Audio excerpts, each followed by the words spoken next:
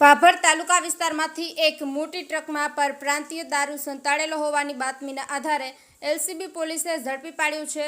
ટ્રકમાં મોટા પ્રમાણમાં દારૂનો જથ્થો ઝડપતા ભાભર પોલીસ મથકે લોકોના ટોળેટોળા જોવા ઉમટ્યા હતા।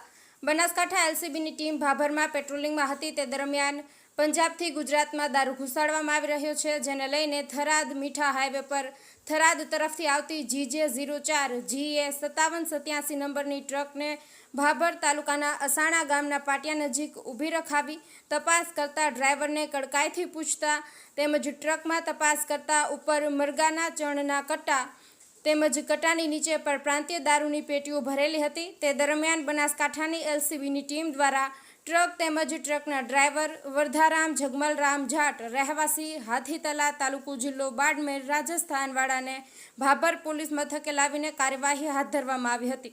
તેમજ કટ્ટા દૂર કરી દારૂની પેટીઓ ગણવાની કામગીરી એલસીબી બનાસકાંઠા દ્વારા આ કામગીરી કરવામાં આવેલી છે, જેમાં 250થી વધુ પેટી દારૂ હોવાનું જાણવા મળી રહ્યું છે।